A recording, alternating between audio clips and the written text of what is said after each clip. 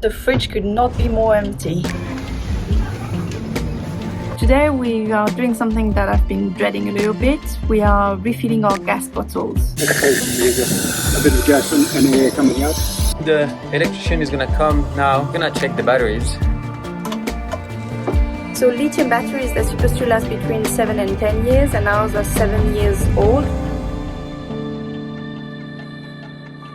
Welcome on board, take it easy! Today we are back in Sorong because we will be picking up Jan's brother and mom. They are coming to join us for a bit under 2 weeks to explore Raja Ampat with us. But while we wait for them, we have a lot of jobs to do. We need to restock, refill our gas bottles, and we have a few problems with our dinghy outboard and with our battery system. So we need all of these checked so that we can go explore Raja Ampat with them with a lighter spirit. And because it's so hot, we are using tarps everywhere on the boat to try and keep the boat cool, but not really managing. So it's going to be a fun few days boiling while working. We have to have some of those, right? I'll live on, babe.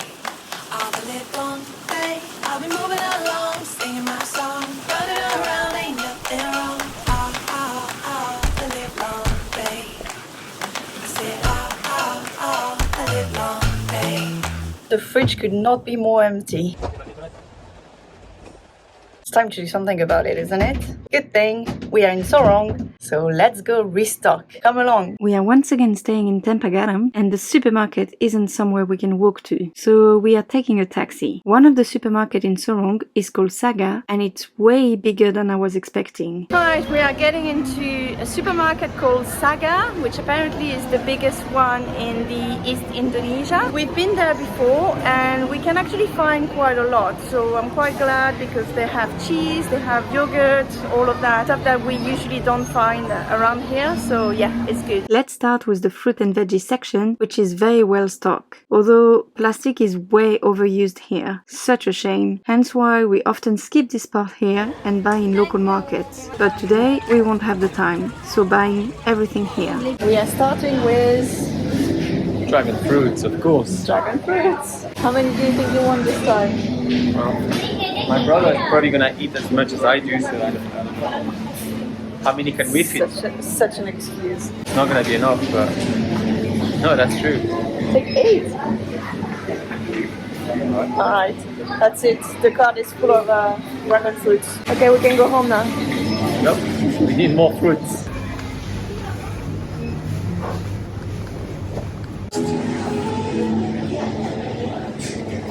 And then we get a watermelon, I think.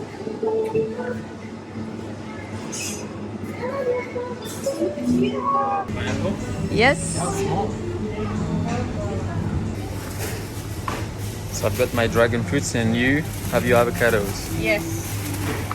Which I hope are avocados this time, because last time we took avocados, it was mangoes.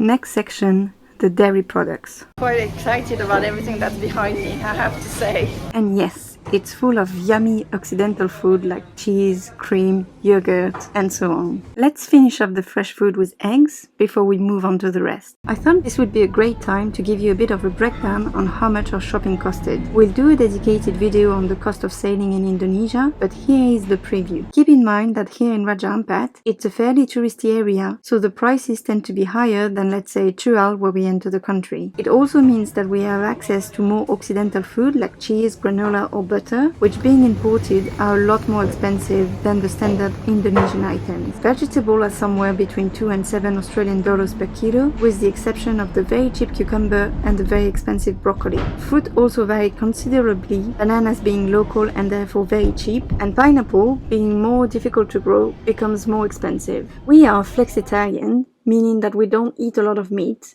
and when we do, it's going to be mostly chicken that has less of an impact on the environment. Other staples here are rice and anything coconut based. Next come what I would call the luxury item, which I guess only tourists are buying here. Although I wouldn't call the toilet paper luxury, you can tell they don't use it.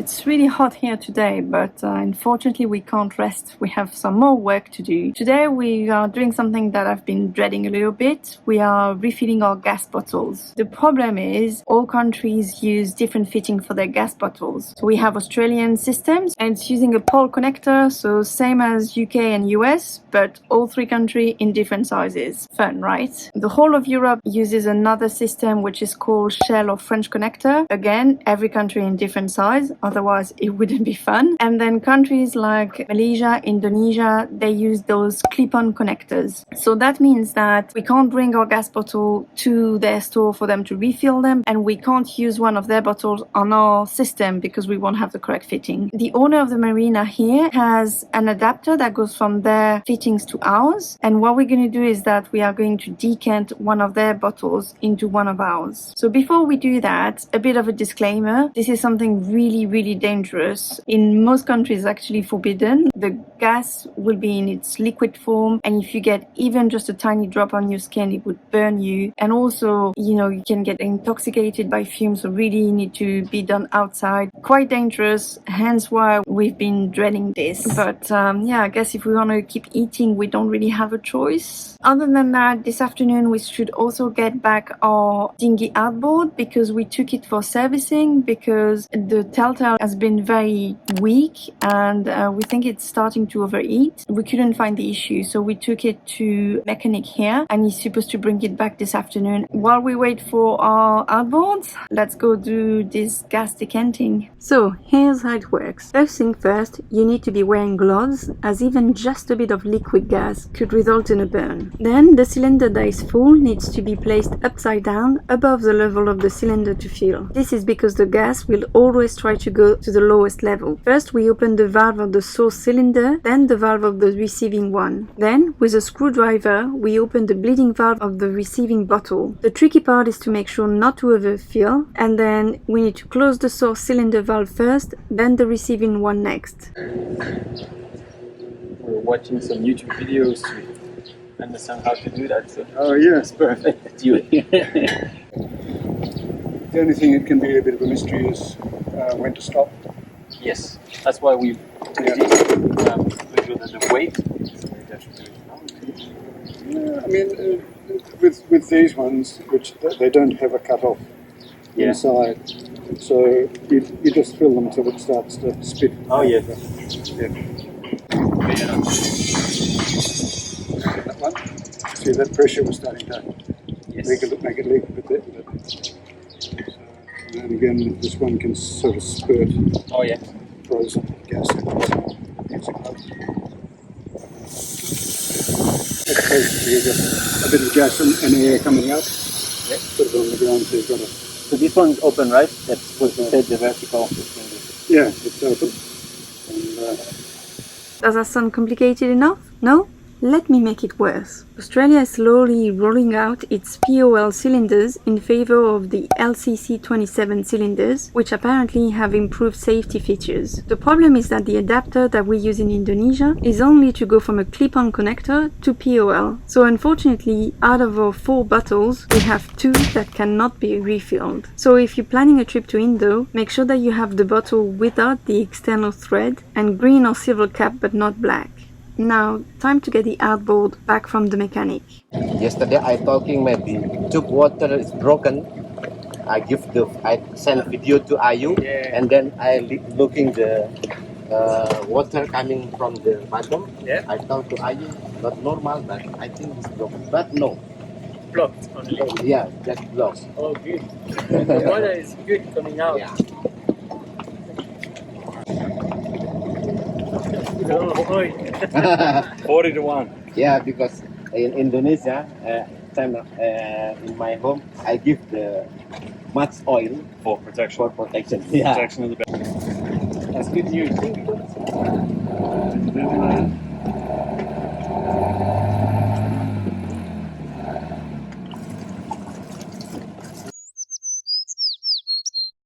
Oh my god, it is so hot here in Tempagaram in Sorong, in that marina. It is just super hot. The electrician is gonna come now. I'm gonna pick him up, gonna check the batteries. So yeah, hopefully he can find something that we can fix. Nothing too major. Finger crossed it's not gonna be something we can't fix. Or maybe he's got a solution to buy new batteries, or maybe he can do something. So yeah, let's pick him up and see what he can find.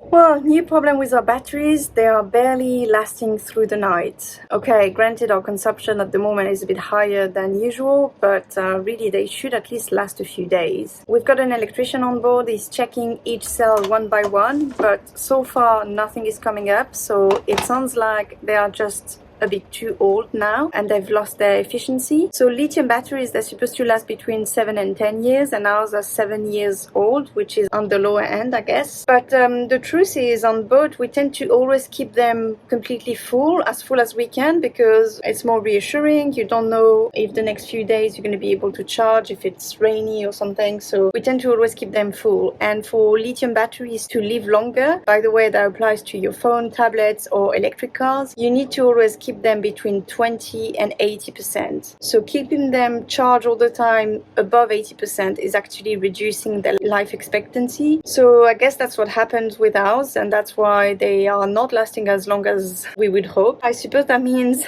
new job, we need to change our battery bank. Well, not today people. For now, because we're picking up Jan's mom and brother, we're just gonna go explore Raja Ampat further, enjoy, and then when we come back we'll deal with this. Just means that while we are full on board, we're gonna need to be a bit careful with batteries.